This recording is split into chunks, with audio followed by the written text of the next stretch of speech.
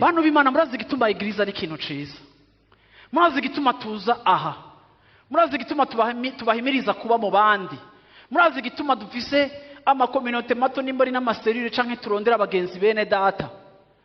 Nuko nabivuze, ibigumbagumba nta bwenge bifise, ariko ikivyatsa, haleluya, nico biri expose ko.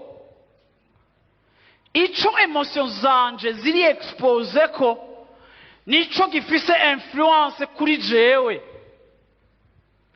Ni naba mu bantu bama bafise amakuru mabi yose ya Bujumbura, ni naba mu bantu apocalyptique bagomba bavuga ingorane gusa, ivyo nama numviriza bizokwakitiva ubwoba muri jewe, sentima y'ubwoba yama imperekeza kandi nkurikira. Ariko ninagira abagenzi bizera bavuga ivyizigiro, bavuga ijambo ry'Imana rivuga, bavuga ikiriko kirava mu kanwa k'Uhoraho, abo bantu bazotuma ubuzima bwanje buba expose kukuri, kandi ukuri kutavuguruzwa ari ryo jambo ry'Imana. Abo bantu bazotuma nkura mu kwizera kwanje. Ibigumbagumba vyanje ukungene meze sinzobasura en prise y'ibiri negative, ariko nzobasura en prise. Bantu b'Imana munyemerere, sindiko ndavuga ngo na positive thinking, ngo positivité, ngo reka nakubwire, urashobora kuvuga ibintu biri positif ntibindemeshe kuko juste biri positif, ariko ikintu tugomba kuvuga, Bibiliya ivuga ngo la parole de Dieu a une très grande efficacité. La parole elle est vivante, iyo uyimbariye ikrea vie. Iyo mbwiye ivyimviro positif nsubiye hanze bakama negatif, ni kimelange moya n'isupu danje irimo ipiripiri n'umunyu.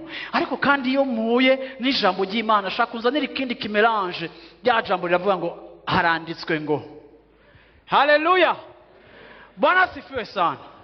Rero iciza c'ishengero nuko n'ahantu tuba, n'ahantu tubana, Yesu ashime cyane, tukibutswa Imana, tukibutswa ico ubutumwa bwiza buvuga, tukibutswa amasezerano dufise muri Kristo Yesu, tukibutswa ico turico muri Kristo Yesu, tukaba expose ibigumbagumba vyacu, y'ama emotion yacu akaba expose ku bintu bizima, ku bintu vy'ukuri, bigatuma tuba abagabo beza, bigatuma tuba abapapa beza, bigatuma tuba abagore beza. Uravyumva? Kubera iki? Kuko ico turi expose ko kidufise ko impact.